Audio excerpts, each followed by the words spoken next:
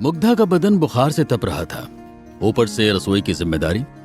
किसी तरह सब्जी चलाई जा रही थी, तभी उसका देवर राज वहां पानी पीने आया। उसने मुग्धा के हाव भाव देखे तो उसके माथे पर हाथ रखा और बोला, भाभी आपको तो तेज बुखार है। हाँ, मुग्धा ने कमजोर आवाज में कहा। सुबह कुछ नहीं था, दोपहर से अचानक। भैया को बताया? नहीं, वे तो परसों आने ही वाले हैं, वैसे भी बेकार परेशान होंगे, आज तो रात हो गई हो, बस कल की बात है। अरे लेकिन राज की फिक्र कम नहीं हुई थी, मगर मुग्धा ने उसे दिलासा देते हुए कहा, कोई बात नहीं, मामूली बुखारी तो है, तुम जाकर पढ़ाई करो, खाना बनते ही बुला लूंगी। खाना बनते ही बुला लूंगी। मुग्धा की नकल उतार कर चिढ़ाते हुए राज ने उसके हाथ से बेलन छीना और बोला, लाइए मैं बना देता हूं, आप जाकर आराम कीजिए। ना ना, लेट गई तो मैं और बीमार हो जाऊंगी। मुग्धा बैठने वालियों में से नहीं थी। वो बोली, हम दोनों मिलकर बना लेते हैं, और वे दोनों मिलकर खाना बनाने लगे। मुग्धा का पति विनय कंपनी के किसी काम से 3 दिनों के लिए बाहर गया हुआ था। वो कर्मचारी तो कोई बहुत बड़ा नहीं था, लेकिन बॉस का भरोसेमंद था, सो किसी भी काम के लिए वे उसे ही भेजते थे। मुग्धा का 21 साल का देवर राज प्रतियोगी परीक्षाओं की तैयारी कर रहा था। विनय जैसा प्यार करने वाला पति पाकर मुग्धा भी खुश रहती थी। कुछ पति की तनख्वाह और कुछ वो खुद जो निजी स्कूल में पढ़ाती, दोनों से मिलाकर घर का खर्च अच्छे से निकल आता। सास ससुर गांव में रहते थे। देवर राज अपनी पढ़ाई के चलते उनके साथ ही रहता था। जिंदगी में कमी थी तो बस यही कि खुशहाल शादीशुदा जिंदगी के 10 सालों के बाद भी उनके कोई औलाद नहीं थी। अब मुग्धा 35 साल की हो चुकी थी। अपनी हमउम्र बाकी टीचरों को उनके बच्चों के साथ देखती तो न चाहते हुए भी उसे रोना आ ही जाता। वो अपनी डायरी के पन्ने इसी पीड़ा से रंगती जाती। रोटियां बन चुकी थी। राज ने उसे कुर्सी पर बैठने को बोला और सामान समेटने लगा। मुग्धा ने सर पीछे की ओर टिकाया और आंखें बंद कर ली। वातावरण एकदम शांत था। तभी वहां वही तूफान फिर से गरजने लगा जिसका शोर मुग्धा आज तक नहीं भांप पाई थी। राज की गर्दन धीरे से मुग्धा की ओर घूम चुकी थी।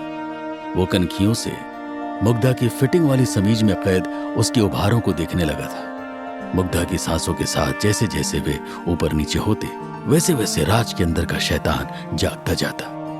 हो गया सब काम? बर्तनों की आवाज बंद जानकर मुग्धा ने अचानक पूछते हुए अपनी आंखें खोल दी। राज हकपका गया और बोला, हाँ भाभी, बस हो ही गया। कहकर राज ने जल्दी जल्दी बाकी काम निपटाया और खाने की चीजों को उठाकर मेज पर ले गया। मुग्धा ने मुश्किल से 2 रोटियां खाई, वो भी राज के जिद पर। वो जबरदस्ती सब्जी उसकी प्लेट में डाल दे रहा था। खाने के बाद मुग्धा सोने जाने लगी तो राज बोला, भाभी 15 मिनट के लिए आगे वाले कमरे में बैठिए ना, मैं आपके लिए दवा ले आता हूं। अरे नहीं, रात भर में उतर जाएगा। मुग्धा ने मना किया, लेकिन राज कहां मानने वाला था। मैं पास वाले केमिस्ट से ही दवा लेकर आ रहा हूं भाभी, जहां से आप मंगाती हैं हमेशा। दरवाजा बंद कर लीजिए, मैं अभी आया। कहता हुआ वो निकल गया। मुग्धा ने दरवाजा बंद किया और सोफे पर पैर ऊपर करके बैठ गई। राज ने तय कर लिया था कि आज तो वो अपने मन की करके ही रहेगा। इस बीच केमिस्ट की दुकान आ गई। क्या बात है राज बाबू? केमिस्ट ने राज को खोया सा देखा तो पूछा। राज का ध्यान वापस दुकान पर आया। दवा चाहिए थी, उसने जवाब दिया। अबे तो यहां क्या मिठाई मिलती है? केमिस्ट उसे छिड़ते हुए बोला। वो उसका पुराना दोस्त था।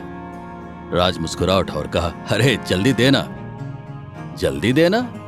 बड़बड़ाते हुए केमिस्ट ने हैरत से उसकी ओर देखा। कौन सी दवा चाहिए ये तो बता। राज को याद आया कि उसने तो सचमुच कोई दवा मांगी ही नहीं है। उसने ऐसे ही बोल दिया, भाभी की तबीयत ठीक नहीं है, उन्हें बुखार है, जरा नींद की गोली देना। नींद की गोली बुखार के लिए? सोचते हुए केमिस्ट ने उसे देखा। वो खुद भी मुग्धा के हुस्न का दीवाना था। हमेशा उसके बारे में चटकारे लेके बातें किया करता था। उसने राज के मन की बात ताड़ ली। ऐसी बातों का उसे बहुत अनुभव जो था। उसने नींद की गोली के साथ बुखार की भी दवा दे दी। राज ने लिफाफा जेब में रखा और तेजी से वापस चलने को हुआ कि तभी केमिस्ट चिल्लाया, अरे भाई खुराक तो सुन ले। राज को अपनी गलती का एहसास हुआ। वो काउंटर पर आया। केमिस्ट ने उसे डोज बताई और आंख मारते हुए बोला, ये नींद वाली 1 से ज्यादा मत देना, टाइट चीज है। अरे क्या बकवास कर रहा है? राज के मन का डर उसकी जुबान से बोल पड़ा। उसकी तो चोर की दाढ़ी में तिनका वाली हालत हो गई। वो जाने लगा। केमिस्ट पीछे से कह रहा था, अगली बार हमको भी याद रखना दोस्त। राज उसको अनसुना करता हुआ आगे बढ़ गया। घर लौटने पर डोर बेल बजाते ही मुग्धा ने दरवाजा खोल दिया और बोली, यहीं बैठी थी लगातार। जी भाभी आइए अंदर चलिए, राज ने अपने माथे से पसीना पोंछते हुए कहा। मुग्धा अपने कमरे में आकर लेट गई। राज ने उसे पहले बुखार की दवा दी। मुग्धा दवा लेकर सोने के लिए लेटने लगी तो राज ने उसे रोका। भाभी अभी एक दवा बाकी है। कितनी सारी ले आए भैया? मुग्धा ने थकी आवाज से बोला और बाम लेकर माथे पर लगाने लगी। भाभी दीजिए मैं लगा देता हूं, कहकर राज ने उससे बाम की डिब्बी ले ली और उसके माथे पर मलने लगा। थोड़ी देर बाद उसने मुग्धा को नींद वाली गोली भी खिला दी और लिटा दिया। राज उसका माथा दबाता रहा। थोड़ी देर बाद उसने पुष्टि करने के लिए मुग्धा को आवाज दी, भाभी सो गई क्या? कोई जवाब नहीं मिला। राज ने उसके चेहरे को हिला डुलाकर भी देख लिया। कोई प्रतिक्रिया न पाकर वो समझ गया कि रास्ता साफ हो चुका है। राज की कनपट्टियों में खून तेजी से दौड़ने लगा। वो बत्ती जलती ही छोड़ मुग्धा के ऊपर आ गया। मर्यादा के आवरण प्याज के छिलकों की तरह उतरते चले गए। कमरे में आए भूचाल से मेज पर रखी विनय मुग्धा की तस्वीर गिरकर टूट गई।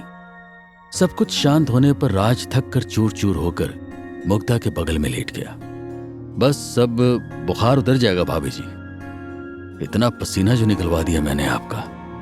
राज बेशर्मी से बड़बड़ाया और मुग्धा की कुछ तस्वीरें खींचने के बाद उसे कपड़े पहना दिए। मुग्धा अब तक धीमे धीमे करा रही थी।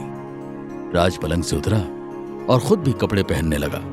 तभी उसकी नजर आधी खुली दराज पर गई। भूल से मुग्धा अपनी डायरी उसी में छोड़ी हुई थी।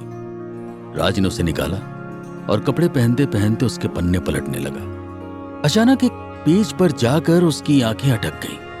वो भी अपनी कमीज के सारे बटन भी बंद नहीं कर पाया था, लेकिन उसको इस बात की परवाह नहीं रही। वो अपलक उस पन्ने में लिखे शब्दों को पढ़ने लगा। उसमें मुग्धा ने लिखा था, बस अब बहुत रो लिया, बहुत दुख मना लिया औलाद के लिए।